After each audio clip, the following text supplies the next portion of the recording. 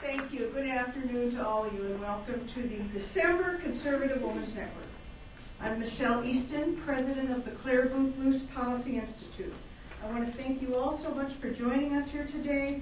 A special thanks to our partner, the Heritage Foundation, Becky Norton Dunlop, for co-hosting this every month. As many of you know, we host outstanding women speakers 11 months of the year, but every December, it's our tradition to feature a distinguished gentleman speaker at Conservative Women's Network. This year we are honored to have Senator Jim DeMint, one of America's strongest and truest champions for conservative values. He's a tireless advocate for smaller government, individual liberty, a strong national defense, and traditional values. Senator DeMint has proven to be a principled leader since his first campaign for Congress in 1998. He quickly established himself as one of the most effective conservatives in Washington, enacting innovative solutions to improve America and his state of South Carolina for future generations. Senator DeMint has earned national acclaim for his work to end the system of earmarks and has stood up against big spenders in Congress to stop over 10,000 wasteful pork projects. In 2007, he fought for common sense immigration reform by leading the effort to defeat the amnesty bill and calling on government to first secure our borders. He was recently ranked as the Senate's most conservative member by National Journal and as the #1 senator voting for responsible tax and spending policies by the National Taxpayers Union. You know, a few days ago, Senator, I received an email from you from your Senate Conservative Fund.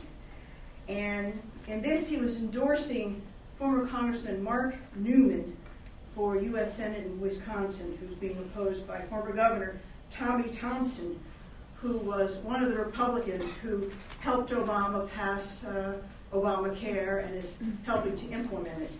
What a great call. I got that email and just thought, yes. And he's speaking to us later this week. Senator DeMint and his wife, Debbie, reside in Greenville, South Carolina. They're the proud parents of 4 married children, and they enjoy tremendously their grandchildren. Please join me now in welcoming Senator Jim DeMint.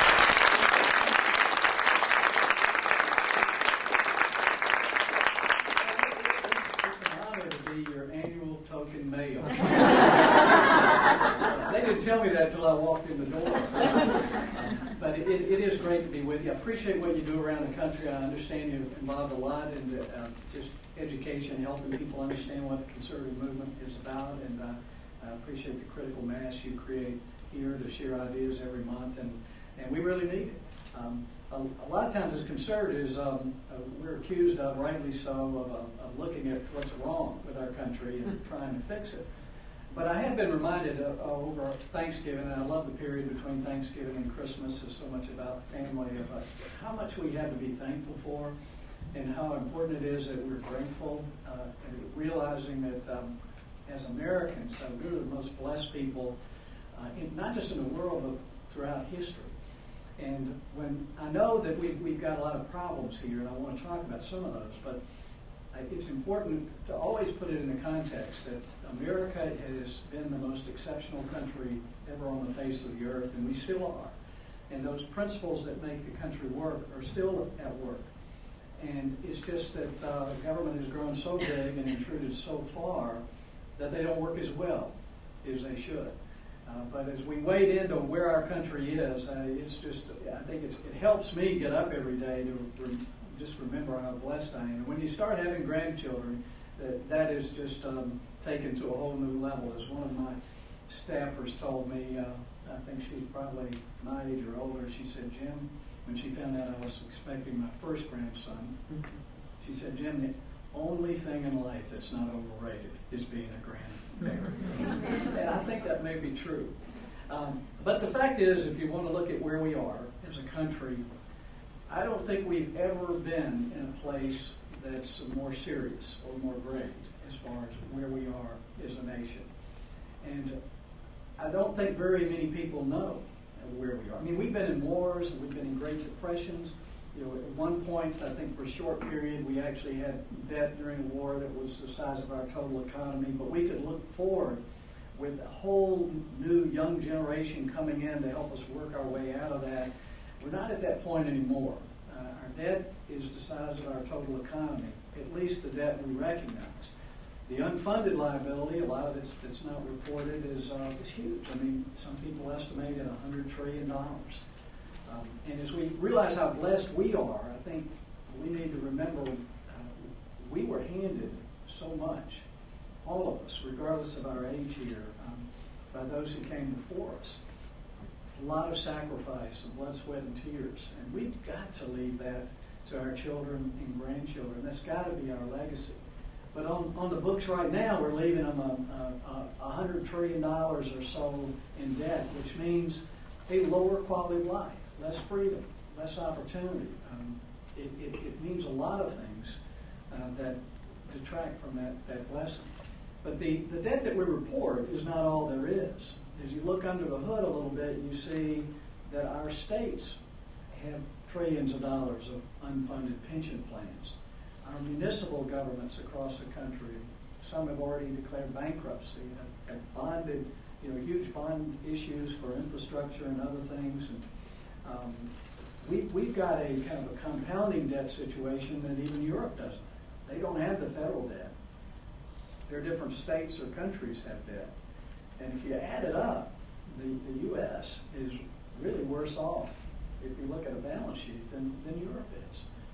We have the advantage of being able to print money, which is only an advantage for so long. And frankly, while we think our interest rates are still low, it's been masked by the fact that over the last couple of years, our own Federal Reserve has bought most of our national debt. It's not talked about. Most people don't know it. What that means is we're printing money to buy our own debt. And the only reason that we're not in more trouble than we are is the euro is in more trouble than we are. And a lot of dollars around, different currencies around the world are coming to the U.S. for a safe haven.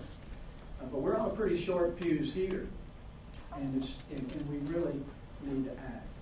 And folks all over the country are frustrated that the people they elect to send to Washington are not working together, are not solving the problem. And I want to talk about why that is, because it does sound reasonable to cooperate and compromise with those that you're working with. In fact, I appreciate it probably more than a lot of other people. I was a strategic planner as a professional for years, and I went into many organizations and helped lead team building. We did personality testing. I don't know if you've ever done that. That's a lot of fun to find out the different styles that people have, and teaching people to appreciate that all of us do things differently. And we some of us start at the bottom of coming up with solutions, some coming from the top, and if you are able to pull all those together, you can come up with a much better product.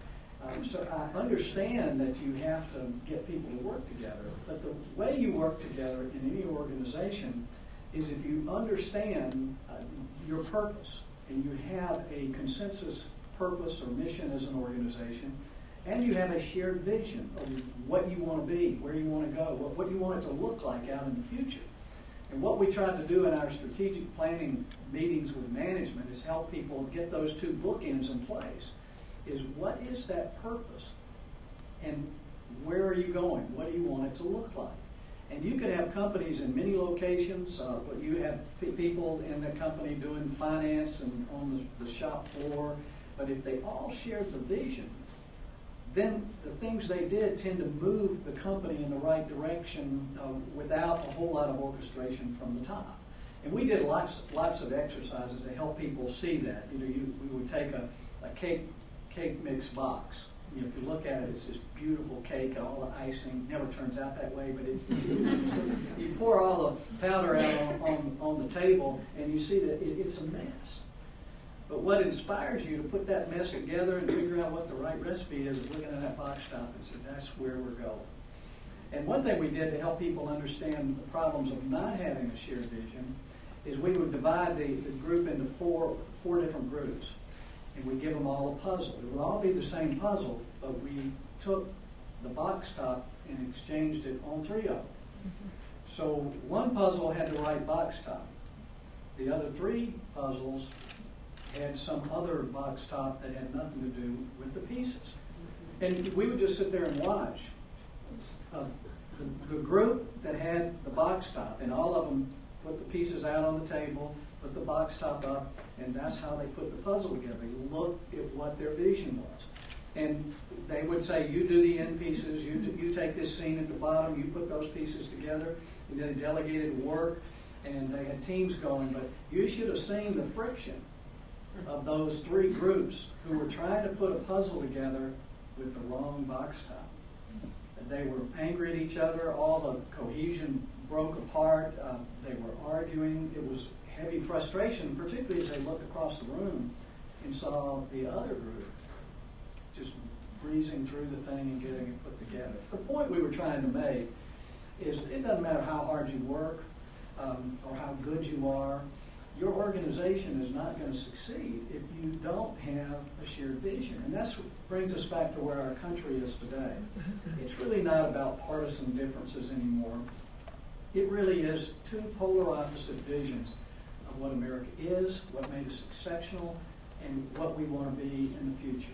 That's what we're dealing with right now. And the differences are pretty much, you've got one group that believes that you need centralized political power, collectivism to make things work. And the other side is more decentralized political power.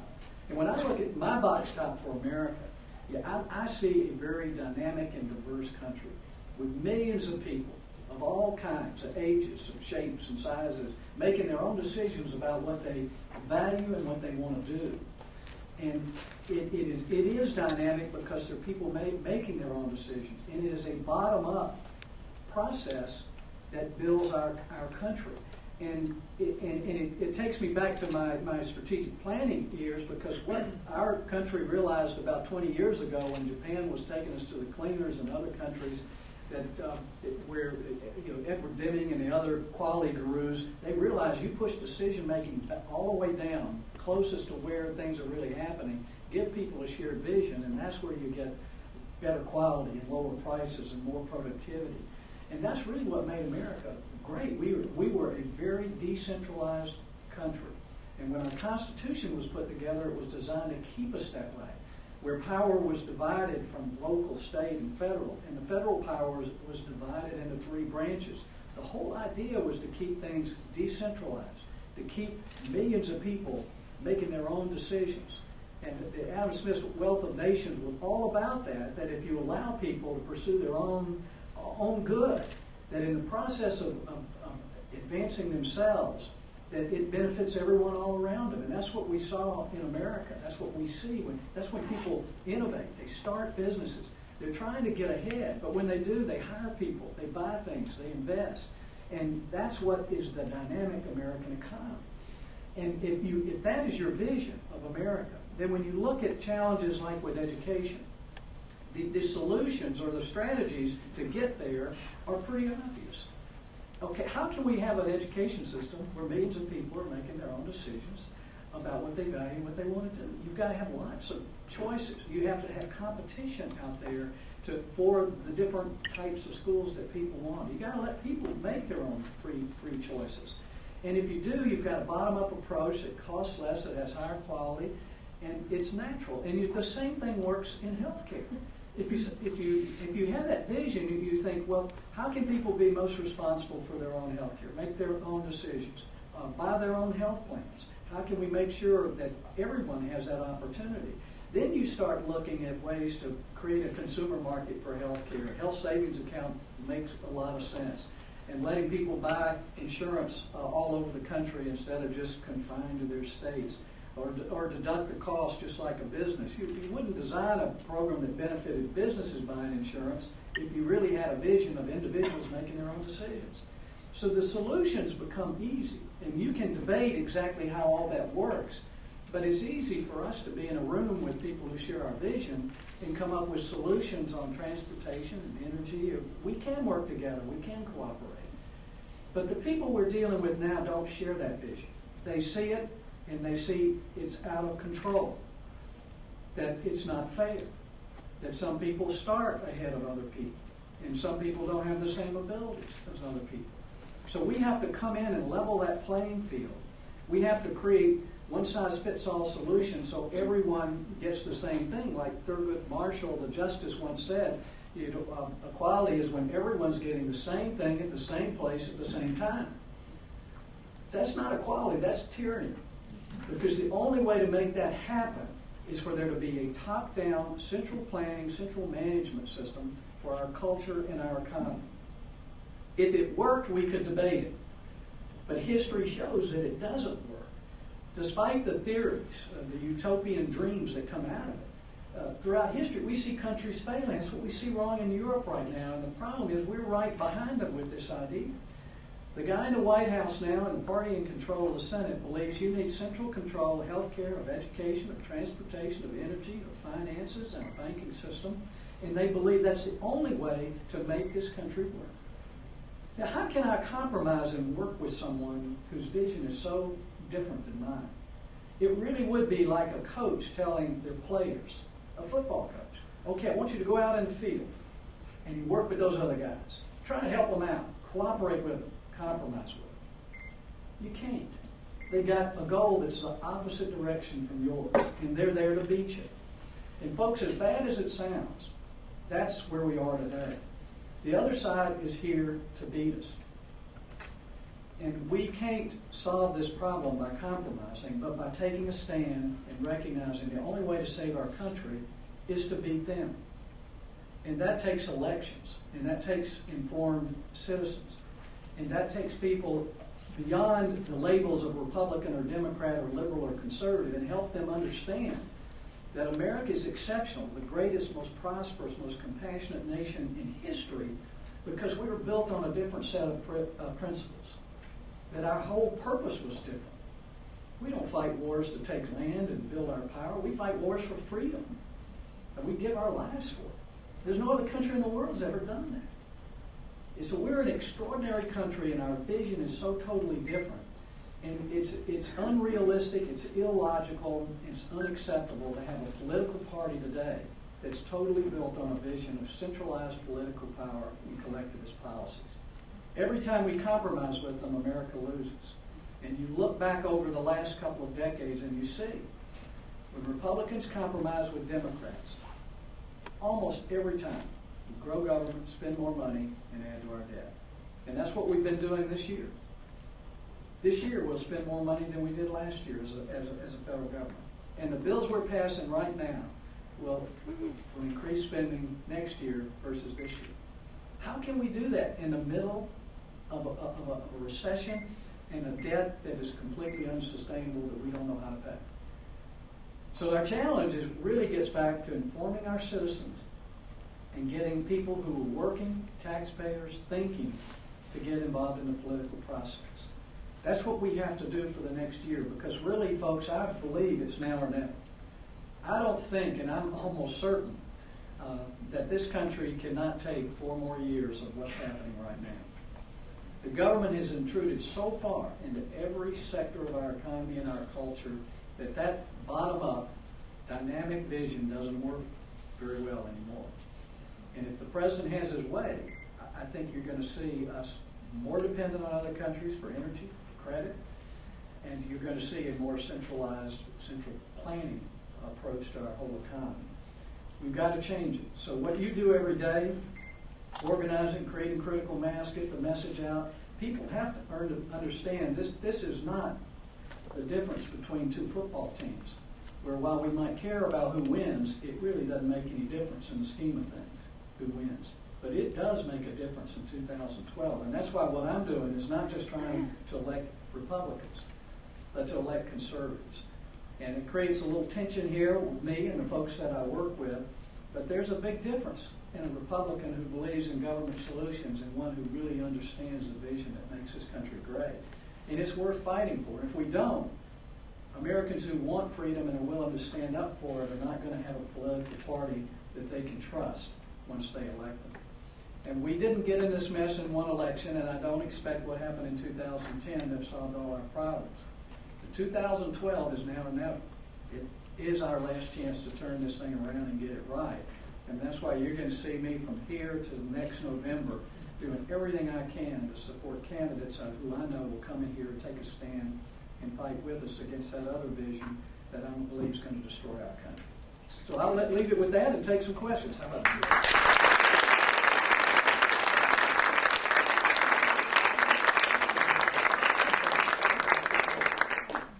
Thank you so much. We don't want you to compromise. God bless you for what you're doing. If you would raise your hand, the Senate would like to call on you. If you would give your name and your affiliation, and if you'd wait until the microphone comes, because the people that are watching this want to hear your question too. So I'll let you. All right, thanks. Yes. Yes.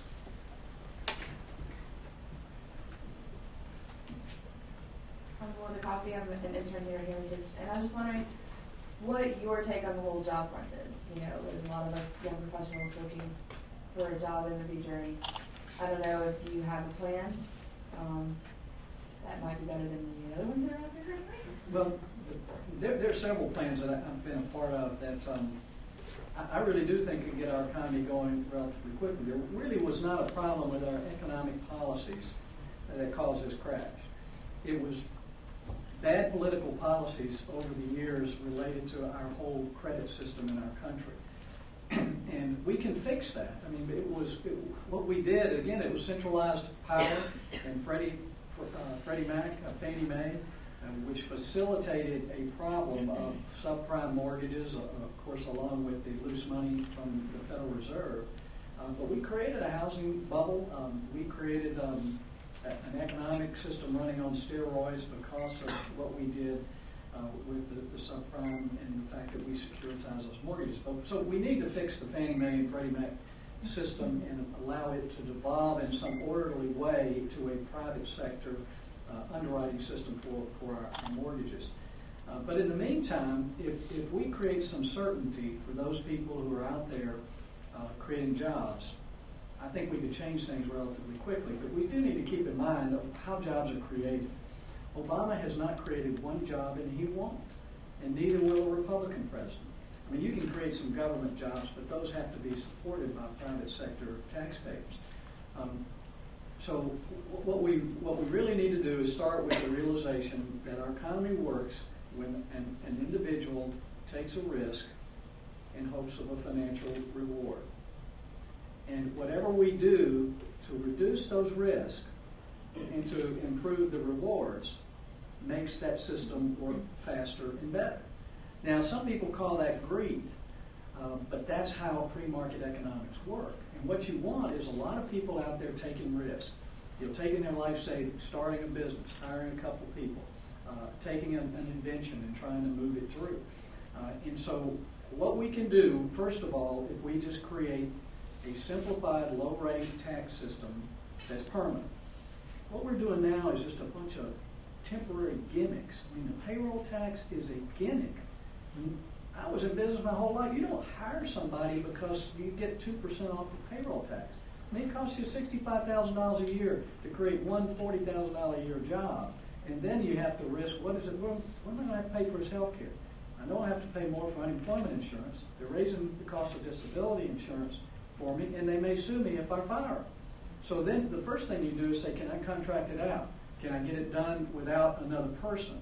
That's how everyone's thinking today, and I've talked to employers that want to keep their number of employees under 50 so they don't have to deal with Obamacare. And so they're creating a contracting system or buying things from overseas. The people running the White House and the economic system don't understand how things work. So just a low, flat rate tax system. Reduce the regulatory burden. It's just crazy what we're doing. They're churning them out, and it creates uncertainty. What are they going to do to me? What's OSHA going to do to me? What's EPA going to do to me? That uncertainty is, if all we did is just put a freeze, so you can't do any more, that would create some certainty. We can't do that. They're expecting more. There are a few things that wouldn't cost us any that are no-brainers. America's energy supply. We've discovered so much new natural gas, but the administration is slow-walking opening this up. It would not only create thousands, probably ultimately millions of direct and indirect jobs, it would make us less dependent on other countries, and it would help the environment because natural gas is a third less polluting than coal or gasoline. But unless we have a predictable regulatory structure where people can invest and know that 10 years from now they're not getting killed by the government, it's a few things like that. And repealing Obamacare would do more to create job certainty than anything else, because people don't know what to expect. They know they're going to get hit with larger costs than they were told. It's all pretty obvious things, but we could get our economy going just by creating some certainty. Yes.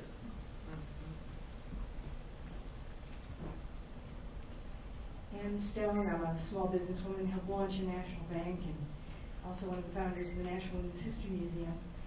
The message you have today, I think, is great. It does really identify where we've gotten off track, and I wanted to give you a couple of anecdotes that might be useful for you in the future.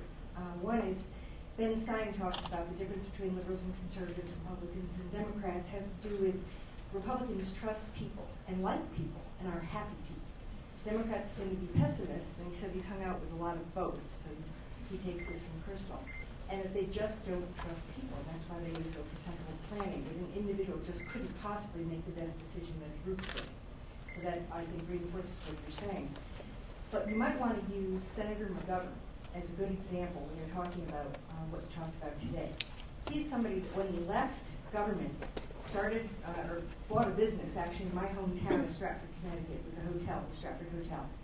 He ended up going out of business, largely due to the regulations that he himself had helped promulgate. And he wrote an editorial where he talked about how more of his liberal colleagues really ought to be in private enterprise, should be in business, and have to meet a payroll before they started with these regulations. And that if he himself had run after having had a business, he would have been very different. And he now understood why so many small business people really hated him when he ran. Mm-hmm. One last thing, again, an anecdote to help you. When Pew did a study of Obamacare, and this is after it was well underway, they were amazed to find out, and I got to go to their presentation, I stayed afterwards to hear what they were talking about. They were amazed to find out in their own research that even when they offered the alternative government giving you your health care, people didn't want it. They wanted to make their own decisions, exactly what you talked about. And the people who ran the Pew study couldn't understand it. And I stood there and listened to them after the presentation say to each other, what is it with these Americans that we give it to them and they still want to make their own decisions? What is it? And the other guy said, oh, it's that cowboy mentality. You know, they just have this need to have control. These people really don't understand America, and I think that's why we win in the end. I think Americans understand you get what you pay for. Free sounds good, but you get what you pay for. A couple others I need. Yeah. Well, we got a microphone here. Go ahead.